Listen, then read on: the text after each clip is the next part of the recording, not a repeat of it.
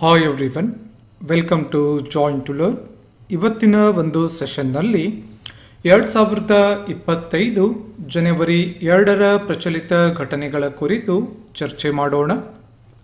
ಕ್ಲಾಸನ್ನು start ಮಾಡೋಕ್ಕಿಂತ ಮುಂಚೆ ಒಂದು ಸ್ಮಾಲ್ ಹಾಗೂ ಇಂಪಾರ್ಟೆಂಟ್ ಇನ್ಫಾರ್ಮೇಷನ್. ಪ್ರತಿದಿನ ಬೆಳಗ್ಗೆ 9 ಗಂಟೆಗೆ ಜಾಯಿನ್ ಟು ಲರ್ನ್ ಯೂಟ್ಯೂಬ್ನಲ್ಲಿ ಕರೆಂಟ್ ಅಫೇರ್ಸ್ನ ಕ್ಲಾಸ್ ಇರುತ್ತೆ. ಹಾಗೆ ಹಳೆಯ ಕರೆಂಟ್ ಅಫೇರ್ಸ್ನ ಕ್ಲಾಸ್ಗಳನ್ನು ನೋಡೋಕೆ ಕೆಳಗಡೆ ಡಿಸ್ಕ್ರಿಪ್ಷನ್ನಲ್ಲಿ ಪ್ಲೇಲಿಸ್ಟ್ನ ಲಿಂಕನ್ನು ಕೊಡಲಾಗಿದೆ. ಆ ಲಿಂಕ್ ಮೂಲಕ ಹಳೆಯ ಕ್ಲಾಸಸ್ಗಳನ್ನು ಸಹ ತಾವು ನೋಡ್ಬೋದು. ಮತ್ತು 2024 ಹಾಗೂ 2025ರ ಪ್ರಚಲಿತ ಘಟನೆಗಳ ನೋಟ್ಸ್, ಟೆಸ್ಟ್ ಮತ್ತು ಕ್ಲಾಸಸ್ಗಳು ಜಾಯಿನ್ ಟು ಲರ್ನ್ ಆ್ಯಪ್ನಲ್ಲಿ ಹಾಗೂ ಜಾಯಿನ್ ಟು ಲರ್ನ್ ಯೂಟ್ಯೂಬ್ನ ಜಾಯಿನ್ ಬಟನ್ನಲ್ಲಿ ಅವೈಲೇಬಲ್ ಇರುತ್ತೆ ಅಂತ ಹೇಳ್ತಾ ಇವತ್ತಿನ ಒಂದು ಸೆಷನ್ನನ್ನು ಸ್ಟಾರ್ಟ್ ಮಾಡೋಣ.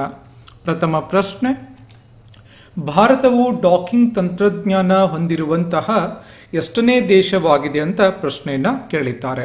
ಡಾಕಿಂಗ್ ಟೆಕ್ನಾಲಜಿಯನ್ನು ಹೊಂದಿರುವಂತಹ ಎಷ್ಟನೇ ದೇಶ ಭಾರತ ಅಂತ ಪ್ರಶ್ನೆ. ಆಯ್ಕೆಗಳು 4ನೇ ದೇಶ, 3ನೇ ದೇಶ, 2ನೇ ದೇಶ, 1ನೇ ದೇಶ. ಸರಿಯಾದ ಉತ್ತರ ಆಯ್ಕೆ ಒಂದಾಗುತ್ತೆ. ಅರ್ಥ ಮಾಡ್ಕೊಳ್ಳಿ, ನಿಮ್ಮ ಎಕ್ಸಾಮ್ ದೃಷ್ಟಿಯಿಂದ ಬಹಳ ಇಂಪಾರ್ಟೆಂಟ್ ಆದಂತಹ ಪ್ರಶ್ನೆ ಆಗುತ್ತೆ. ಸೈನ್ಸ್ ಆ್ಯಂಡ್ ಟೆಕ್ನಾಲಜಿಯಲ್ಲಿ ಪ್ರಶ್ನೆಯನ್ನು ಕೇಳ್ತಾರೆ. ಈ ಡಾಕಿಂಗ್ ಟೆಕ್ನಾಲಜಿ ಏನಿದೆ, ಈ ಡಾಕಿಂಗ್ ಟೆಕ್ನಾಲಜಿಯನ್ನು ಹೊಂದಿರುವಂತಹ 4ನೇ ದೇಶ ಭಾರತ ಆಗುತ್ತೆ. ಹಾಗಾದರೆ ಏನು ಡಾಕಿಂಗ್ ಟೆಕ್ನಾಲಜಿ, ಯಾಕೆ ಸುದ್ದಿಯಲ್ಲಿದೆ ಅಂತಂದರೆ, ರೀಸೆಂಟ್ ಆಗಿ ಇಸ್ರೋ ಏನು ಮಾಡ್ತು ಅಂದರೆ ಸೆಡೆಕ್ಸ್ ಯೋಜನೆನ ಲಾಂಚ್ ಮಾಡ್ತು. ಕೇಳ್ತಾರೆ ಎಕ್ಸಾಮ್ನಲ್ಲಿ, ಸೆಡೆಕ್ಸ್ ಯೋಜನೆಯನ್ನು ಯಾರು ಲಾಂಚ್ ಮಾಡಿದ್ರು, ಸೆಡೆಕ್ಸ್ ಯೋಜನೆ ಅಂದರೆ ಏನು ಅಂತ. ಅಂದರೆ ನಮ್ಮ ಬಾಹ್ಯಾಕಾಶ ಇದೆ, ತಮಗೆಲ್ಲರಿಗೂ ಗೊತ್ತಿರುತ್ತೆ, ನಮ್ಮ ಸ್ಪೇಸ್ ಬಾಹ್ಯಾಕಾಶ ಇದೆ. ಈ ಬಾಹ್ಯಾಕಾಶದಲ್ಲಿ 2 ಉಪಗ್ರಹಗಳಿದೆ ಅಂತ ಅನ್ಕೊಳ್ಳೋಣ. 2 ಉಪಗ್ರಹಗಳನ್ನು ಜೋಡಿಸುವಂತಹ ಒಂದು ಯೋಜನೆಗೆ ಡಾಕಿಂಗ್ ಯೋಜನೆ ಅಥವಾ ಡಾಕಿಂಗ್ ಟೆಕ್ನಾಲಜಿ ಅಂತ ಕರೀತಾರೆ. ಅದೇ ರೀತಿ ಈ 2 ಉಪಗ್ರಹಗಳನ್ನು ಬೇರ್ಪಡಿಸುವಂತಹ ಒಂದು ಟೆಕ್ನಾಲಜಿಗೆ ಅನ್ಡಾಕಿಂಗ್ ಅಂತ ಹೇಳಿ ಕರೀತಾರೆ. ಹಾಗಾಗಿ ಈ ಡಾಕಿಂಗ್ ಮತ್ತು ಅನ್ಡಾಕಿಂಗ್ ಆಗಿ ಈ ಒಂದು ಸೆಡೆಕ್ಸ್ ಯೋಜನೆಯನ್ನು ಇಸ್ರೋ ಏನು ಮಾಡಿದೆ, ಲಾಂಚ್ ಮಾಡಿದೆ. ಈ ಒಂದು PSLV ರಾಕೆಟ್ ಮೂಲಕ ಶ್ರೀಹರಿಕೋಟಾದ ಈ ಒಂದು ಸ್ಪೇಸ್ ಸ್ಟೇಷನ್ ಮೂಲಕ ಅಥವಾ ಉಡಾವಣಾ ಕೇಂದ್ರದ ಮೂಲಕ ಈ ಒಂದು ಸೆಡೆಕ್ಸ್ ಯೋಜನೆಗೆ ಒಂದು ಚಾಲನೆಯನ್ನು ಕೊಟ್ಟಿರುತ್ತೆ. ನಿಮ್ಮ ಎಕ್ಸಾಮ್ನಲ್ಲಿ ಕೇಳ್ತಾರೆ ಸೆಡೆಕ್ಸ್ ಯೋಜನೆ ಅಂದರೆ ಏನು ಅಂತ. ಇವನ್ ತಮ್ಮ KS ಮೇನ್ಸಲ್ಲಿ ಸೈನ್ಸ್ ಆ್ಯಂಡ್ ಟೆಕ್ನಾಲಜಿಲೂ ಕೂಡ ಈ ಸೆಡೆಕ್ಸ್ ಯೋಜನೆ ಮೇಲೆ ಪ್ರಶ್ನೆಯನ್ನು ಕೇಳ್ಬೋದು. ಈ ಸೆಡೆಕ್ಸ್ ಯೋಜನೆ ಏನಿದೆ, ಈ ಯೋಜನೆಯನ್ನು ಹೊಂದಿರುವಂತಹ 4ನೇ ದೇಶ ಅಥವಾ ಡಾಕಿಂಗ್ ತಂತ್ರಜ್ಞಾನ ಹೊಂದಿರುವಂತಹ 4ನೇ ದೇಶ ಭಾರತ ಆಗುತ್ತೆ. ಹಾಗಾದರೆ 3 ದೇಶಗಳು ಯಾವ್ದ್ಯಾವುದು ಬೇರೆ ಅಂತಂದರೆ, ಫಸ್ಟ್ ಬರೋದೇ America. So America, Russia, China ಮತ್ತು ಭಾರತ. ಸೊ ಡಾಕಿಂಗ್ ಟೆಕ್ನಾಲಜಿನ ಹೊಂದಿರುವಂತಹ 4 ದೇಶಗಳು ಯಾವುದು ಅಂತ ತಮ್ಮ ಎಕ್ಸಾಮ್ನಲ್ಲಿ ಕೇಳಿದ್ರೆ ಅಮೇರಿಕಾ, ರಷ್ಯಾ, ಚೀನಾ ಮತ್ತು ಭಾರತ ಆಗುತ್ತೆ. ಸೊ ಇಲ್ಲಿ 2 ಉಪಗ್ರಹಗಳನ್ನು ಲಾಂಚ್ ಮಾಡಿದ್ದಾರೆ ಸೆಡೆಕ್ಸ್ ಯೋಜನೆಯ ಅಂಡರಲ್ಲಿ. ಹಾಗಾದರೆ ಆ ಉಪಗ್ರಹಗಳ ಹೆಸರೇನು ಅದು ತಮಗೆ ಗೊತ್ತಿರಬೇಕು. ಸೊ ಒಂದು ಚೇಜರ್ ಆಗುತ್ತೆ, ಹಾಗೆ 2ನೇ ಒಂದು ಉಪಗ್ರಹದ ಹೆಸರು ಟಾರ್ಗೆಟ್ ಆಗುತ್ತೆ. ಚೇಜರ್ ಮತ್ತು ಟಾರ್ಗೆಟ್. ಸೊ ಸೆಡೆಕ್ಸ್ ಎ ಅನ್ನೋದು ಚೇಜರ್ ಆಗುತ್ತೆ, ಇದು 220 kg ತೂಕವನ್ನು ಹೊಂದಿರುತ್ತೆ. ಸೆಡೆಕ್ಸ್ ಬಿ ಅನ್ನೋದು ಏನಿದೆ ಅದು ಟಾರ್ಗೆಟ್ ಉಪಗ್ರಹ ಆಗುತ್ತೆ, ಅದು ಕೂಡ 220 kgಗಳಷ್ಟು ತೂಕವನ್ನು ಹೊಂದಿರುತ್ತೆ. ಸೊ ಇಷ್ಟೆಲ್ಲ ಪಾಯಿಂಟ್ಸ್ಗಳೇನಿದೆ ಸೆಡೆಕ್ಸ್ ಯೋಜನೆಯ ಭಾಗವಾಗಿ ಮತ್ತು ಡಾಕಿಂಗ್ ಟೆಕ್ನಾಲಜಿ ಅಂಡರಲ್ಲಿ ನಮಗೆ ಎಕ್ಸಾಮ್ನಲ್ಲಿ ಪ್ರಶ್ನೆಯನ್ನು ಕೇಳ್ತಾ ಹೋಗ್ತಾರೆ. ಮುಂದಿನ ಪ್ರಶ್ನೆಗೆ ಹೋಗೋಣ. ದೇಶದ ಮೊದಲ ಗಾಜಿನ ಸೇತುವೆಯನ್ನು ಯಾವ ರಾಜ್ಯದಲ್ಲಿ ನಿರ್ಮಾಣ ಮಾಡಲಾಗಿದೆ ಅಂತ ಪ್ರಶ್ನೆ. ಆಯ್ಕೆಗಳು ಕರ್ನಾಟಕ, ಮಹಾರಾಷ್ಟ್ರ, ಆಂಧ್ರ ಪ್ರದೇಶ, ತಮಿಳುನಾಡು. ಸರಿಯಾದ ಉತ್ತರ ಆಯ್ಕೆ 4 ಆಗುತ್ತೆ. ತಮಿಳುನಾಡಿನಲ್ಲಿ ರೀಸೆಂಟ್ ಆಗಿ ದೇಶದ ಮೊದಲ ಗಾಜಿನ ಸೇತುವೆಯನ್ನು ನಿರ್ಮಾಣ ಮಾಡಿರ್ತಾರೆ. ಸೊ ಈ ಒಂದು ಸೇತುವೆನ ಯಾರು ಇನಾಗ್ರೇಟ್ ಮಾಡಿದ್ರು ಅಂತ ಕೂಡ ಪ್ರಶ್ನೆನ ಕೇಳ್ತಾರೆ. ತಮಿಳುನಾಡಿನ ಮುಖ್ಯಮಂತ್ರಿ ಸ್ಟಾಲಿನ್ ಅವರು ಇದನ್ನ ಇನಾಗ್ರೇಟ್ ಮಾಡ್ತಾರೆ, ಲೋಕಾರ್ಪಣೆಯನ್ನ ಮಾಡ್ತಾರೆ. ಸೊ ಎಕ್ಸಾಕ್ಟ್ ಆಗಿ ಎಲ್ಲಿದೆ ಇದು ಅಂತಂದ್ರೆ ತಮಿಳುನಾಡಿನ ಕನ್ಯಾಕುಮಾರಿಯಲ್ಲಿ ಇದನ್ನ ನಿರ್ಮಾಣ ಮಾಡಿದ್ದಾರೆ. ಸೇತುವೆ ಇದೆ ಅಂತಂದ್ರೆ 2 ಪ್ಲೇಸ್ಗಳನ್ನು ಕನೆಕ್ಟ್ ಮಾಡಬೇಕಲ್ವಾ ಅದು. ಹಾಗಾದ್ರೆ ಯಾವ 2 ಪ್ಲೇಸ್ಗಳನ್ನು ಈ ಒಂದು ಸೇತುವೆ ಕನೆಕ್ಟ್ ಮಾಡುತ್ತೆ ಅಂತಂದ್ರೆ ವಿವೇಕಾನಂದ ರಾಕ್ ಸ್ಮಾರಕ ಮತ್ತು ತಿರುವುಳ್ಳವರ್ ಪ್ರತಿಮೆಯನ್ನ ಇದು ಕನೆಕ್ಟ್ ಮಾಡುತ್ತೆ. ನಿಮ್ಮ ಎಕ್ಸಾಮ್ನಲ್ಲಿ ಈ ಪಾಯಿಂಟ್ ಅನ್ನು ಕೂಡ ಕೇಳ್ತಾರೆ. ವಿವೇಕಾನಂದ ರಾಕ್ ಸ್ಮಾರಕ ಮತ್ತು ತಿರುವುಳ್ಳವರ್ ಪ್ರತಿಮೆಯನ್ನು ಕನೆಕ್ಟ್ ಮಾಡುತ್ತೆ. ಸೇತುವೆ ಇದೆ ಅಂದಮೇಲೆ ಅದರ ಉದ್ದ ಕೂಡ ತಮಗೆ ಗೊತ್ತಿರಬೇಕು. ಅದು 77 ಮೀಟರ್ ಉದ್ದವನ್ನು ಹೊಂದಿರುತ್ತೆ. 77 ಮೀಟರ್ ಅದರ ಒಂದು ಉದ್ದ ಇರುತ್ತೆ. ಮುಂದಿನ ಪ್ರಶ್ನೆ, ಕರ್ನಾಟಕ ಸಿರಿ ತೋಟಗಾರಿಕಾ ಉದ್ಯಾನ ಇತ್ತೀಚೆಗೆ ಸುದ್ದಿಯಲ್ಲಿದ್ದು ಇದು ಎಲ್ಲಿದೆ ಅಂತ ಪ್ರಶ್ನೆ. ಆಯ್ಕೆಗಳು ಬೆಂಗಳೂರು, ಮೈಸೂರು, ಊಟಿ, ದೆಹಲಿ. ಸರಿಯಾದ ಉತ್ತರ ಆಯ್ಕೆ 3 ಆಗುತ್ತೆ. ಇದು ಊಟಿಯಲ್ಲಿದೆ. ಸೊ ಊಟಿಯಲ್ಲಿ ಕರ್ನಾಟಕ ಸಿರಿ ತೋಟಗಾರಿಕಾ ಉದ್ಯಾನ ಇದೆ. ಯಾಕೆ ಸುದ್ದಿಯಲ್ಲಿ ಇದೆ ಅಂತಂದರೆ ಈ ಉದ್ಯಾನವನದಲ್ಲಿ ಇದೇ ಮೊದಲ ಬಾರಿಗೆ ಚಳಿಗಾಲದ ಊಟಿ ವಿಂಟರ್ ಫ್ಲವರ್ ಫೆಸ್ಟಿವಲ್ ನಡೀತಾ ಇದೆ. ಊಟಿ ವಿಂಟರ್ ಫ್ಲವರ್ ಫೆಸ್ಟಿವಲ್ 2025 ಎಲ್ಲಿ ನಡೀತಾ ಇದೆ ಅಂತ ಕೂಡ ತಮ್ಮ ಎಕ್ಸಾಮ್ನಲ್ಲಿ ಕೇಳ್ತಾರೆ. ಕರ್ನಾಟಕ ಸಿರಿ ತೋಟಗಾರಿಕಾ ಉದ್ಯಾನದಲ್ಲಿ ನಡೀತಾ ಇದೆ. ಸೊ ಇದೇ ಒಂದು ಸಂದರ್ಭದಲ್ಲಿ ಇಲ್ಲಿರುವಂತಹ ಒಂದು ತೂಗು ಸೇತುವೆಯನ್ನು, ಹ್ಯಾಂಗಿಂಗ್ ಬ್ರಿಡ್ಜ್ ಅನ್ನು ಕೂಡ ಲೋಕಾರ್ಪಣೆ ಅಂದರೆ ಇನಾಗ್ರೇಟ್ ಮಾಡ್ತಾ ಇದ್ದಾರೆ. ಹಾಗೆ ಇವನ್ ಒಂದು ಸಂಗೀತ ನೃತ್ಯ ಕಾರಂಜಿಯನ್ನು ಕೂಡ ಇಲ್ಲಿ ಇನಾಗ್ರೇಟ್ ಮಾಡ್ತಾ ಇದ್ದಾರೆ. ಸೊ ಎಲ್ಲಿದೆ ಅನ್ನೋದು ಇಂಪಾರ್ಟೆಂಟ್ ಆಗುತ್ತೆ. ಬಿಕಾಸ್ ಇದು ಲಾಲ್ಬಾಗ್ ರೀತಿಯಲ್ಲಿ ಊಟಿಯಲ್ಲಿ ವಿಂಟರ್ ಫ್ಲವರ್ ಫೆಸ್ಟಿವಲ್ ಮೊದಲ ಬಾರಿಗೆ ಕರ್ನಾಟಕ ತೋಟಗಾರಿಕಾ ಇಲಾಖೆ ಇದನ್ನು ನಡೆಸ್ತಾ ಇದೆ. ಮುಂದಿನ ಪ್ರಶ್ನೆ, BGS ಅರ್ಪಿತ್ ಎಂಬುದು ಇತ್ತೀಚೆಗೆ ಸುದ್ದಿಯಲ್ಲಿದ್ದು ಇದು ಏನು ಅಂತ ಪ್ರಶ್ನೆ. ಆಯ್ಕೆಗಳು ಇದು ಒಂದು ತಂತ್ರಾಂಶ, ಇದು ಒಂದು ಪೇಲೋಡ್, ಇದು ಒಂದು ವಿಮಾನ, ಇದು ಒಂದು ಡ್ರೋನ್. ಸರಿಯಾದ ಉತ್ತರ ಆಯ್ಕೆ 2 ಆಗುತ್ತೆ. ಇದೊಂದು ಪೇಲೋಡ್ ಆಗುತ್ತೆ. ಸೊ BGS ಅರ್ಪಿತ್ ಅನ್ನೋದು ಒಂದು ಪೇಲೋಡ್ ಆಗುತ್ತೆ. ಸೊ ಇದನ್ನು ಯಾರು ಡೆವಲಪ್ಮೆಂಟ್ ಮಾಡಿದ್ದಾರೆ ಅಂತಂದರೆ ಆದಿಚುಂಚನಗಿರಿ ಶಿಕ್ಷಣ ಸಂಸ್ಥೆಯ ತಾಂತ್ರಿಕ ವಿಶ್ವವಿದ್ಯಾಲಯದ ವಿದ್ಯಾರ್ಥಿಗಳು ಇದನ್ನು ಡೆವಲಪ್ಮೆಂಟ್ ಮಾಡಿರ್ತಾರೆ. ಸೊ ಇಲ್ಲಿ ಅರ್ಪಿತ್ ಅನ್ನೋದು ಕೊಟ್ಟಿದ್ದಾರೆ. ಅರ್ಪಿತ್ ಅಂದರೆ ಫುಲ್ ಫಾರ್ಮ್ ಏನು ಅಂತಂದರೆ ಅದು ಮುಖ್ಯವಾಗಿ ತಮಗೆ ಗೊತ್ತಿರಬೇಕು. Amateur radio payload for information transmission.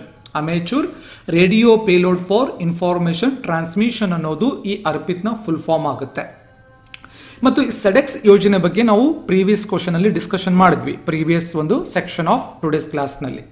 So ಅಲ್ಲಿ ಸೆಡೆಕ್ಸ್ ಬಾಹ್ಯಾಕಾಶ ಯೋಜನೆಯೇ ಈ ಡಾಕಿಂಗ್ ಮತ್ತು ಅನ್ಡಾಕಿಂಗ್ಗೆ ಬಳಸಿರುವಂತಹ ಚೇಸರ್ ಮತ್ತು ಟಾರ್ಗೆಟ್ ಅನ್ನ ಸೊ ದೇಶೀಯ ಉದ್ಯಮವೊಂದು ಅದನ್ನು ತಯಾರು ಮಾಡಿದೆ. ಯಾರು ಡೆವಲಪ್ಮೆಂಟ್ ಮಾಡಿದ್ದಾರೆ ಈ ಒಂದು ಟಾರ್ಗೆಟ್ ಮತ್ತು ಚೇಸರ್ ಉಪಗ್ರಹಗಳನ್ನು ಅಂತಂದರೆ ಸೊ ಬೆಂಗಳೂರಿನ ಅನಂತ್ ಟೆಕ್ನಾಲಜೀಸ್ ಲಿಮಿಟೆಡ್.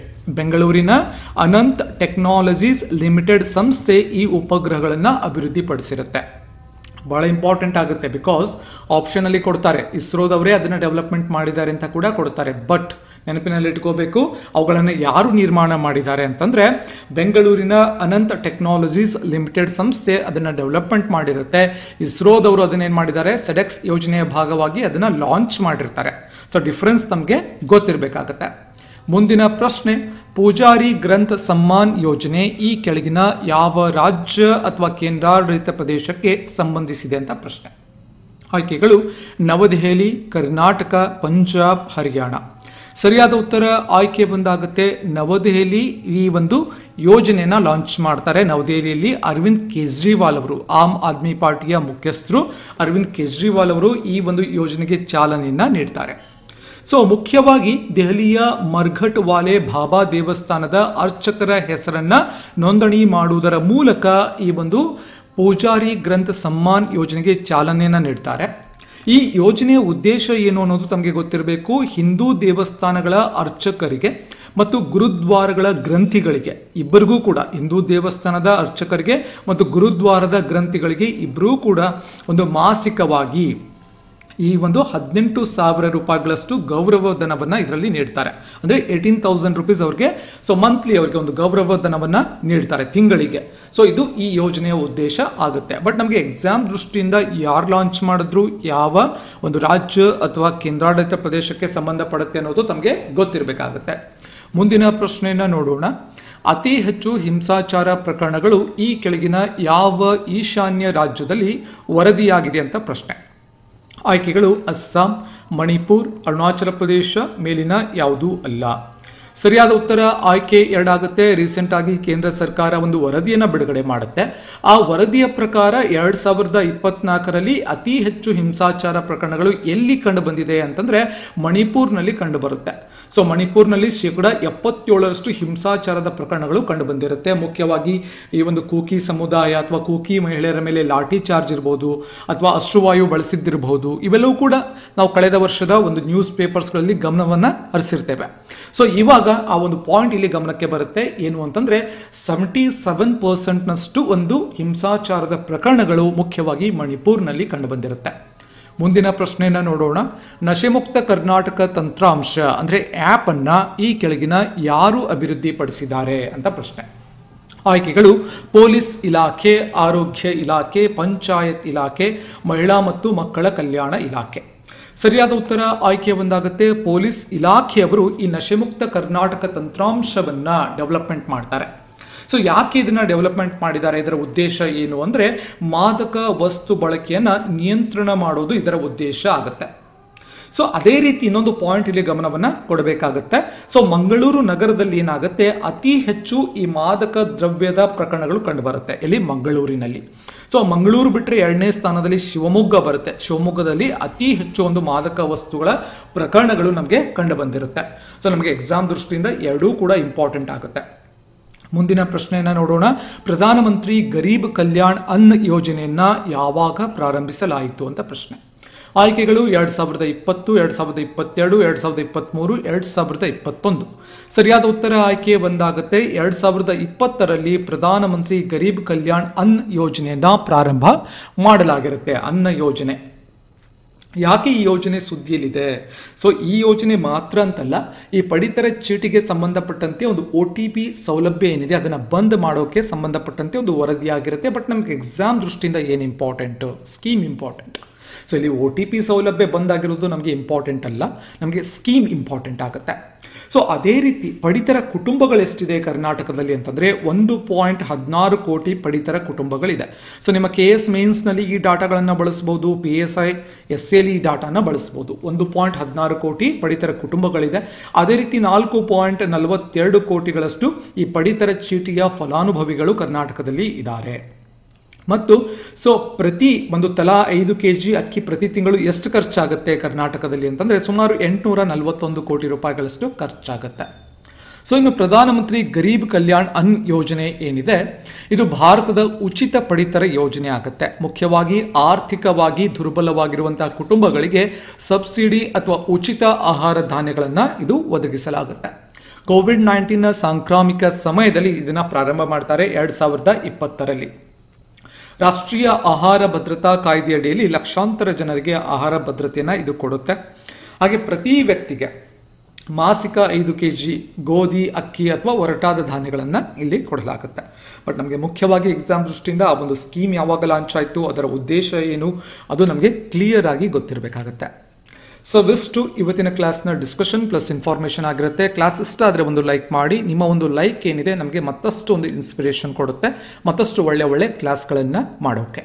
ಅದೇ ರೀತಿ ನೀವಿನ್ನು ಜಾಯಿನ್ ಟು ಲರ್ನ್ ಯೂಟ್ಯೂಬನ್ನು ಸಬ್ಸ್ಕ್ರೈಬ್ ಮಾಡ್ಕೊಂಡಿರಲಿಲ್ಲ ಅಂದರೆ ಸಬ್ಸ್ಕ್ರೈಬ್ ಮಾಡ್ಕೊಳ್ಳಿ. ಸಬ್ಸ್ಕ್ರೈಬ್ ಬಟನ್ನ ಪಕ್ಕದಲ್ಲೇ ಜಾಯಿನ್ ಬಟನ್ ಇರುತ್ತೆ. ಸೊ ಜಾಯಿನ್ ಬಟನ್ ಮೂಲಕ ಸೊ ಅಲ್ಲೂ ಕೂಡ ಜಾಯಿನ್ ಆಗ್ಬೋದು. ಅಲ್ಲಿ ಪ್ರತಿ ತಿಂಗಳ ಪ್ರಚಲಿತ ಘಟನೆಗಳ ಒಂದು ಮ್ಯಾರಥಾನ್ ಕ್ಲಾಸಸ್ಗಳಿರುತ್ತೆ. ಸೊ ಕೇವಲ ನಿಮಗೆ 59 ರೂಪೀಸ್ಗೆ ಒಳ್ಳೆಯ ಕ್ಲಾಸಸ್ಗಳು ತಮಗೆ ಸಿಗ್ತಾ ಹೋಗುತ್ತೆ. ಬಹಳ ಅತ್ಯಂತ ಕಡಿಮೆ ಅಮೌಂಟ್ನಲ್ಲಿ, ಕಡಿಮೆ ಶುಲ್ಕದಲ್ಲಿ ನಿಮಗೆ ಒಂದು ಸಿಗುತ್ತೆ. ಅದು ಈ ಮೂಲಕ ಇದು ಗುರುದಕ್ಷಿಣೆ ಕೂಡ ತಾವು ಅನ್ಕೋಬಹುದು. ಸೊ ಒಳ್ಳೆಯ ಕಂಟೆಂಟನ್ನು ಕೊಡೋಕ್ಕೆ ಒಂದು ಕಾಂಟ್ರಿಬ್ಯೂಷನ್ ಕೂಡ ಆಗುತ್ತೆ. ಮತ್ತು ಜಾಯಿನ್ ಟು ಲರ್ನ್ ಯೂಟ್ಯೂಬ್ನ ಡೆವಲಪ್ಮೆಂಟ್ಗೂ ಕೂಡ ಒಂದು ಕಾಂಟ್ರಿಬ್ಯೂಷನ್ ಆಗುತ್ತೆ. ಮತ್ತು join to learn official app ಇದೆ. ಸೊ ಜಾಯಿನ್ ಟು ಲರ್ನ್ ಆ್ಯಪ್ನಲ್ಲಿ KS, PSI, PDO ಹೀಗೆ ಕರ್ನಾಟಕದ ಎಲ್ಲ ಸ್ಪರ್ಧಾತ್ಮಕ ಪರೀಕ್ಷೆಗಳಿಗೆ ಅತ್ಯಂತ ಕಡಿಮೆ ಶುಲ್ಕದಲ್ಲಿ ಸೊ ನೀವು ಮನೆಯಲ್ಲಿ ಕುಳಿತು ತಯಾರಿಯನ್ನು ಮಾಡಬಹುದು. ಯಾವುದೇ ರೀತಿ ಕೋಚಿಂಗ್ ಹೋಗದೆ ಸೊ ಮನೆಯಲ್ಲಿ ಕುಳಿತು ತಯಾರಿಯನ್ನು ಮಾಡುವಷ್ಟು ಒಂದು ಒಳ್ಳೆಯ ಕಂಟೆಂಟ್ಗಳು ಲಭ್ಯವಿರುತ್ತೆ. ಬಟ್ ನಿಮಗೆ ಓದುವಂಥ ಹುಮ್ಮಸ್ ಇರಬೇಕು, ಓದುವಂಥ ಒಂದು ಮೋಟಿವೇಶನ್ ಇರಬೇಕಾಗತ್ತೆ. ಸೊ ಆ ಒಂದು ಆ್ಯಪನ್ನು ಕೂಡ ತಾವಲ್ಲಿ ಇನ್ಸ್ಟಾಲ್ ಮಾಡ್ಕೋಬೋದು. ಆ ಮೂಲಕ ಮತ್ತಷ್ಟು ಒಳ್ಳೆ ಕ್ಲಾಸಸ್ಗಳನ್ನು ಮನೆಯಲ್ಲಿ ಕುಳಿತೇ ತಯಾರಿಯನ್ನು ಮಾಡ್ಕೋಬೋದು ಅಂತ ಹೇಳ್ತಾ ಮತ್ತೆ ಮುಂದಿನ ಸೆಷನ್ನಲ್ಲಿ ಮತ್ತೊಂದು ವಿಷಯದ ಕುರಿತು ಮಾತನಾಡೋಣ. ಧನ್ಯವಾದಗಳು.